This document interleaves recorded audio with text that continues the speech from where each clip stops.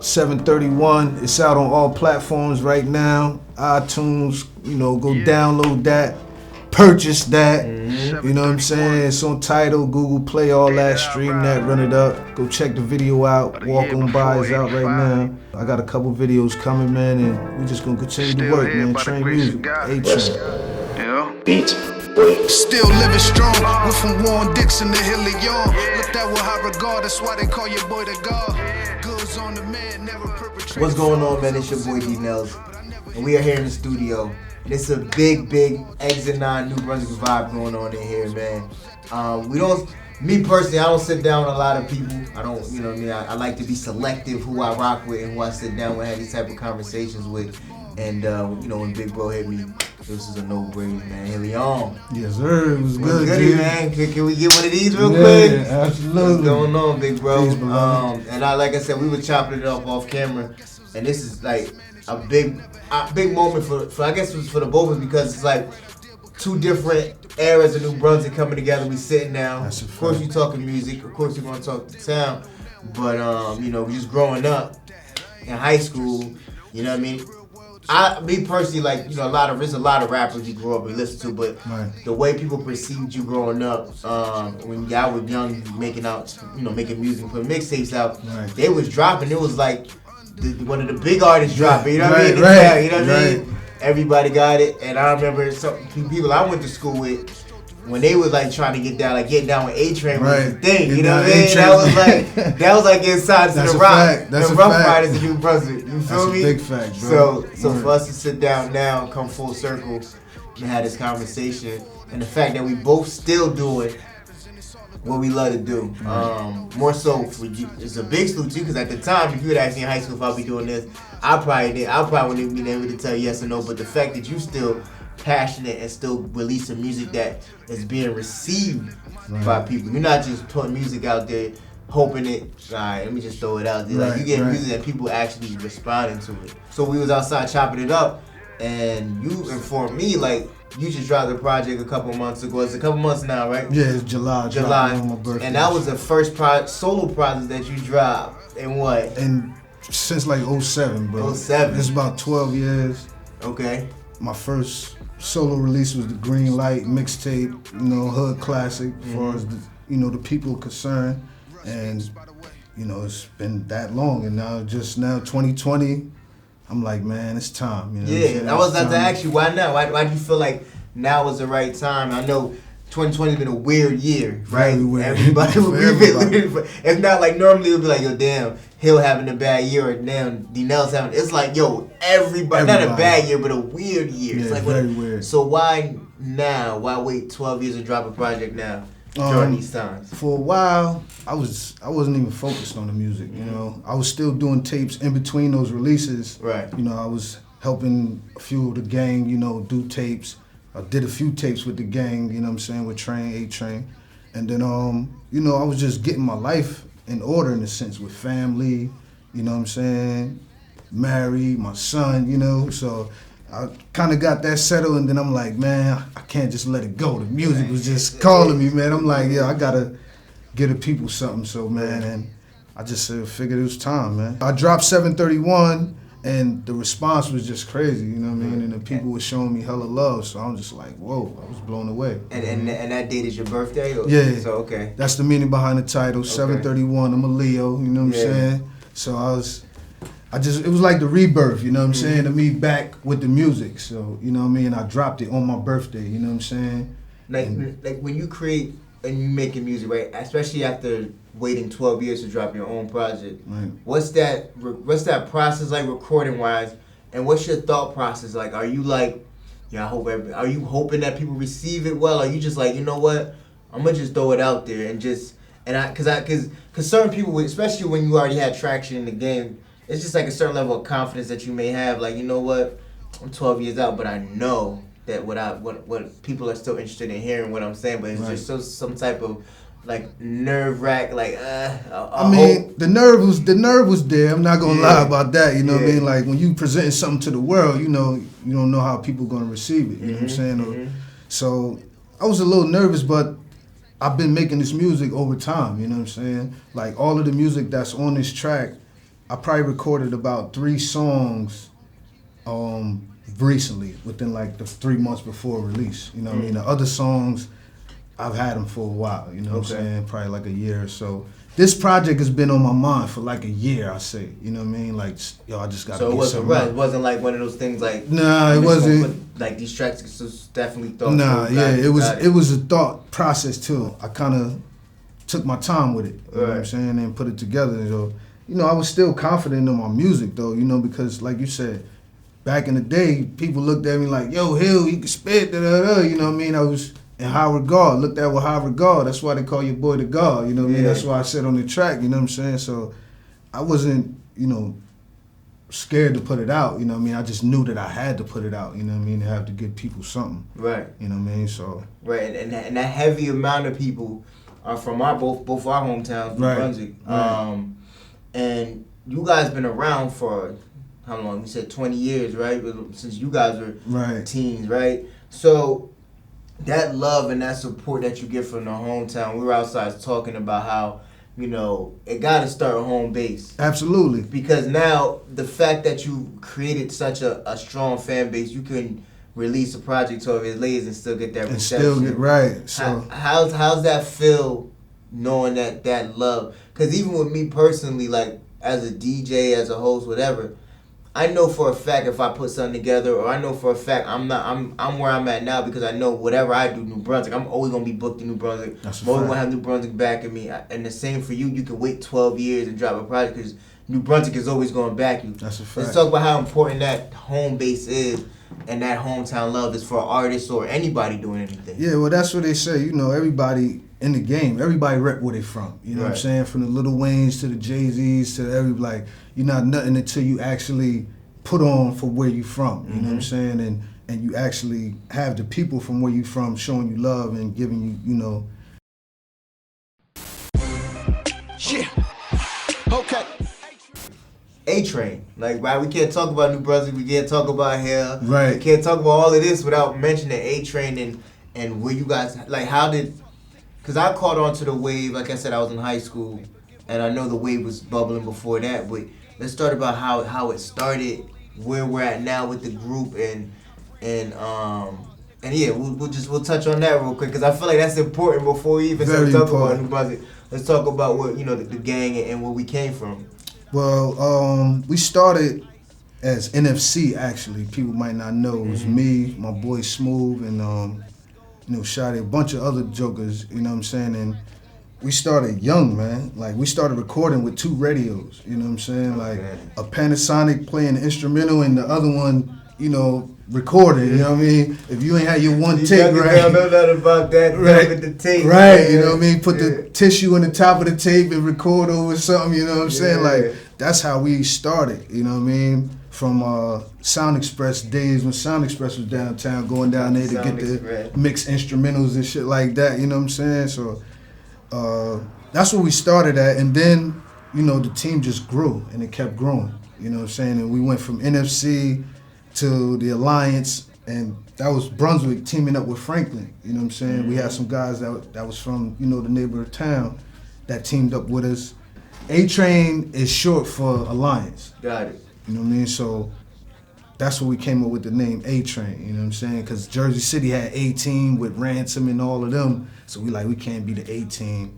So A-Train it was, and then the name just started bubbling, you know what I mean? We had about 12 of the hottest spitters that you could name from out in this area was down with the team, you know what I'm saying? So, and then it just grew from there. But then, you know, as we got older, people started to go their own way, you know, doing their own thing. Some people stopped rapping, you know, all of that. So the team, you know, everybody was still around, but it got kind of smaller, you know what I'm saying? And then it turned into Train Music Group, which is now, you know, me, Diz, and Gav holding it down, you know what I mean? The team's still there. It's always A-Train, but, you know what I mean? That's kind of where we at now with it, Train Music Group, you know what I mean? Dope, bro. And I mean, it's crazy because when you sit back and you look at the journey and how, you know, what you did to get here and how long it took, things aren't overnight, right?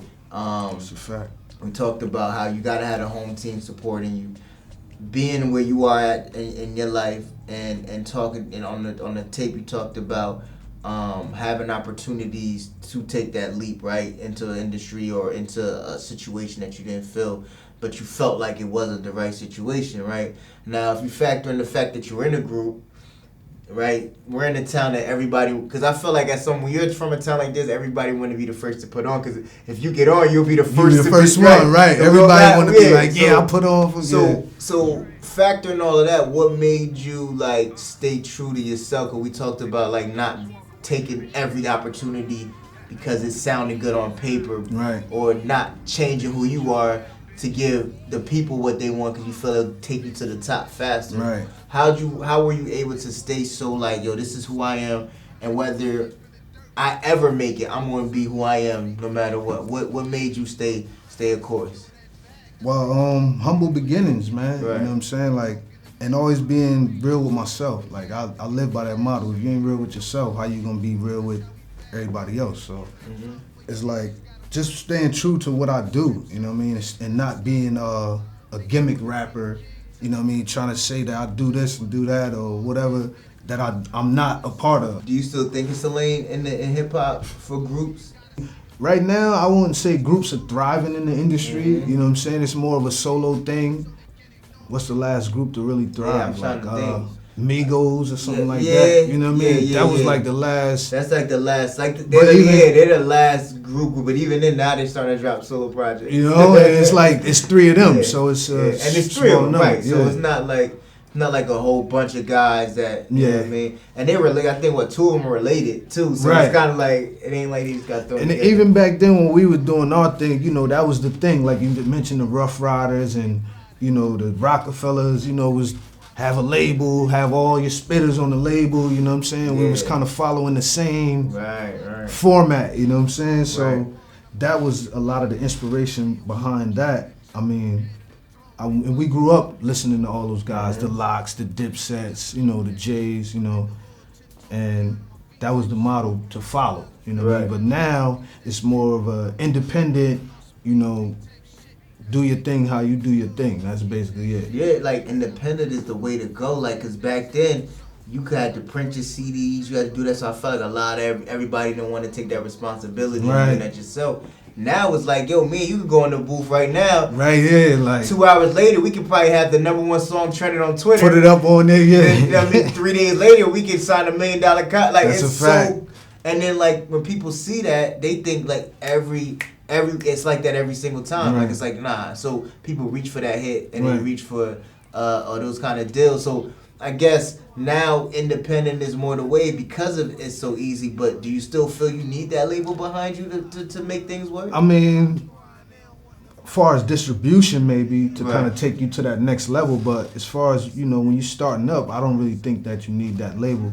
But we're kind of in that microwave era where, you know, everything is hot, you know, quick type of thing. So, you ever have thoughts of like, you know what? Why am I still doing this? Has that ever crossed your mind at all? Yeah, absolutely. Well, before I dropped this project, maybe a year before I actually started thinking about doing it, you know, I was in that space. I was like, man, you know, fuck this rap shit. You know what I'm saying? Because I see what the game is. You know, everybody want to do gimmicks and you know this and that, and I'm not a gimmick person. I'm not going, you know, fabricate my music and all of that stuff to get on and actually be, you know what I mean? So, you know, it's different, man. And I can tell sometimes it get frustrating. You know, I sit down with people and have conversations like this, but I want to go back to what we were talking about being real, and I like touching on that because we were talking about that, like being real is such far-fetched in between now. Everybody have their own definition, right? It's so many definitions of being real, right? We just seen this whole Takai situation happen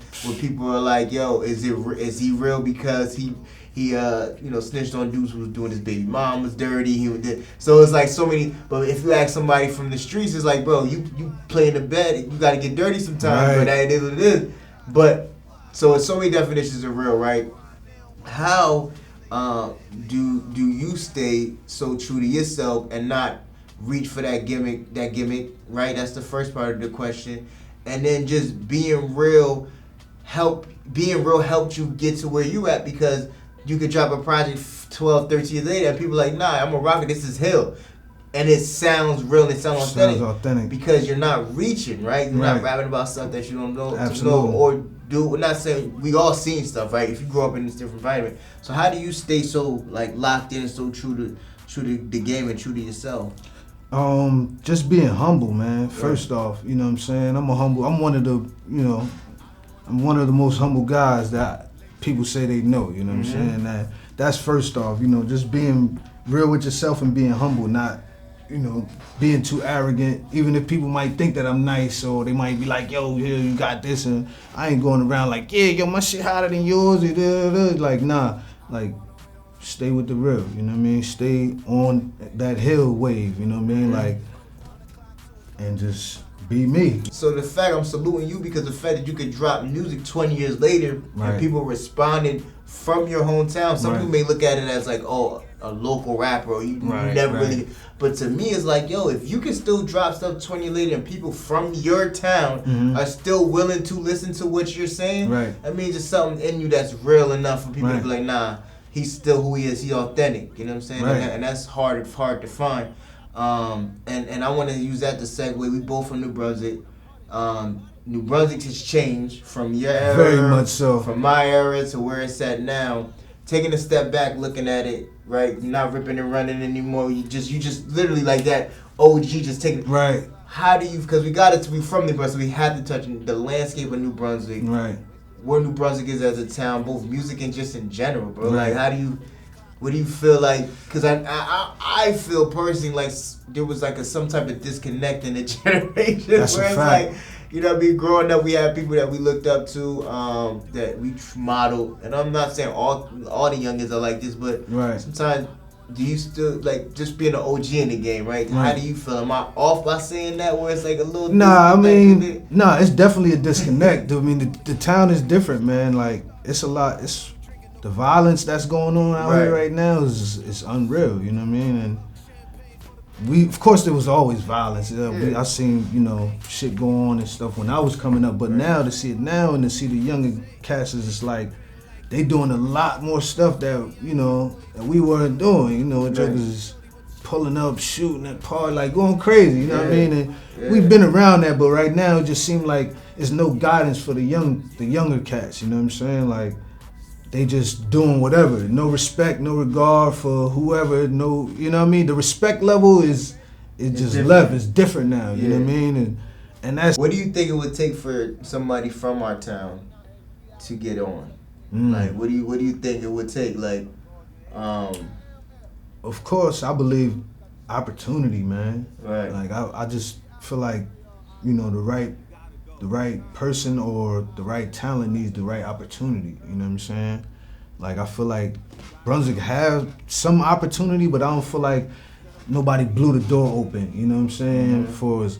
And also the guidance, man. Like, people say, all right, you don't need a manager, you don't need this, but like, if you're trying to get into the game, you kind of do need that stuff. You need that person to be like, they're gonna handle this, so you're not worrying about booking your shows and, you know, doing all of this. Like, they take care of everything for you, you know what I'm saying? And I feel like, honestly, like, whether you make it or not, people feel like you gotta have the 7 chains on, you gotta be already on for me to take advice from you. Right. Bro, we ain't the closest, but we done had conversations the last couple of weeks, and we chopped it up, but it's like, your game is like, bro, you've been here. So if I'm up and coming artist, I want to talk to you because what happened? You know what I mean? Like, what was the misstep? What was the misstep? Like, what happened? So I feel like there's people feel like if you're not all the way on, I ain't trying to hear you. Yeah, but you don't drive the car, I ain't trying to hear what you talking about. But those are the people don't understand. Is like, that's kind of somebody that you want to listen to. You know what I'm saying? It'd be like that went through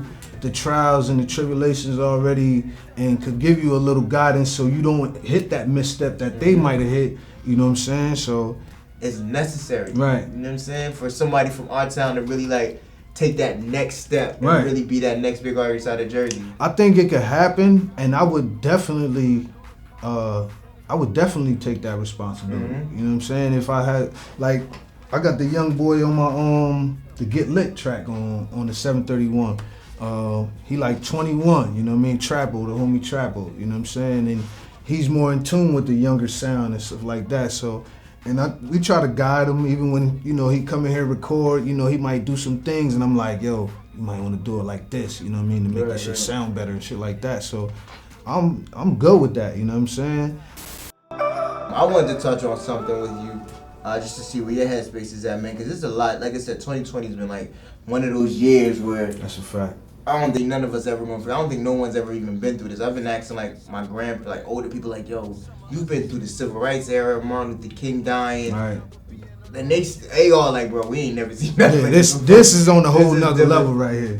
Do you, as far as like being a black man too, your thoughts on like the state of like where we're at as a country? It's a big year with election.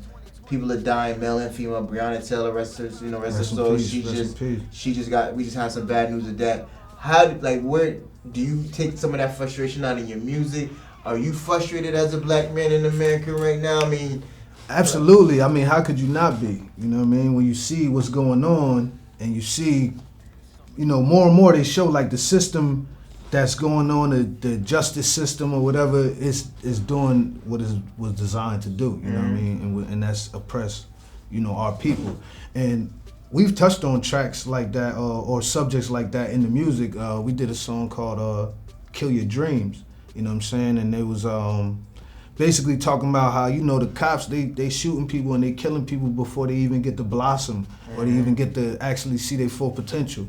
Like Breonna Taylor, you know what I'm saying? For them to shoot and do all that, and she 26 or something like that? Yeah. You know what I mean? The shit is sad, you know what I mean? And she didn't really get to see her full potential in life because of that, you know what I'm saying? So, yeah, absolutely gotta put it in the music and definitely gonna put it more into the music because it's even more relevant now, you know, than it did before. Right. So, yeah, man, you're just trying to stay afloat out here, man. It's hard. It's hard for a black man. Yeah, you know what I mean? I mean, yo, it's crazy because you're a father now, right? And you got a son. Young M, what's up, my boy? What do you? Two things, right? How do you coach him up to be? Because I feel like you gotta coach him now, right? Right? Because it's not even being right or wrong. It's like, yo, this is how you survive as a black man out here. Right. How are you gearing up to have these kind of conversations and dealing with those talks with your son? My son is 9, you know what I mean? And he's at that point where he kind of understands some of what's going on. You know, my wife may be watching the news and he's like, oh, why is this happening? Why is that? And you can't sugarcoat it on him, you know what I'm saying? Right. Because they're going to have to deal with these things eventually, you know what I'm saying? And you know, he's my biggest inspiration type of thing. You know, I got to make sure I have it right for him for when he grow up. Like, look, you know, I know what's going on. I know how they doing this out here, but you know, my dad prepared me for this. Like, I know what's going down. Pops too, you know what I'm saying? And my pops, you know what I'm saying? He showed us. You know what I mean? Salute always to my pops. Always. Like, I can remember because I played with Dre, my son, but then I grew up with the youngest brothers. Right. But it's like, yo, it just felt like, yo, any time we like games, basketball, football. Right. Especially like growing up in the city, you know, a lot of these kids don't have those type of father figures. So salute to you. I just want to take a second to salute to your pops, bro, because he was definitely always in the mix. He showed the way. You know what I'm saying? Like that's why no matter what, like I know I'm gonna be there for my little man as long as I'm here, type of shit. You know what I'm saying? Do you let him listen to the music yet? Yeah, I did. Okay. His response is funny too, man. You know, because he look at me like dad, so he like, yeah, what you doing, dad? Like, you're not right, dad. Right. What you doing out here? Even when I was coming, I'm like, yeah, you know, I'm about to go do a sit down little interview type thing with my boy. He said, somebody interviewing you? Like, you know what I mean? Like, you just dad. Cause you know what I mean. To him, I'm dad. So you know, I show him the video. I just recently dropped the Walk On By video off the track. You know what I mean? That's on YouTube. Y'all can go check that out. And I showed him the video, man. He just looking like, what are you doing standing in the street? You know what I mean? Like, but, you know, it was dope to see, you know what I mean? And he like it, you know what I mean? And it's dope, man. And I just want to make sure that I prepare him for what he about to encounter too, because it's wild out here, bro. And it sucks that we gotta have these kind of conversations with your kid, both male and female. It's not even like before it was like being a black man in America. Now it's like being a black man or being a black woman. It's being black in general. Being black, bro, you just gotta like be. Sandra Bland, Breonna Taylor's been like numerous situations. The list goes on. The list goes on where like black women are now like we gotta watch them protect too. the women. Gotta have that conversation too. But on a lighter note, though, right? You talked about you dropped a new video. You just dropped the project 731 in July. 731. Right. What's next? Like what's moving? What's in the next? We're not even going too far out. We can say like the next year, 2 years, 3 years for you right now. Right now, I'm just trying to create, man. I know we in a time where people constantly want to hear stuff like. And that's the one thing that I don't really like right now is that you could drop a project and a week later they ain't even trying to listen to your shit. You know what I'm saying? So, but at the same time, I just want to continue to work the work. You know what I mean? Like put another tape out. I'm probably gonna drop another tape within the next 6 months or so. You know what I'm saying? I just been working, man, and I'm also engineering too now. So. I'm just gonna be recording the new talent that's coming that I'm working with. I'm working with a lot of young cats and shit right now. So that's it, man. Videos, more music,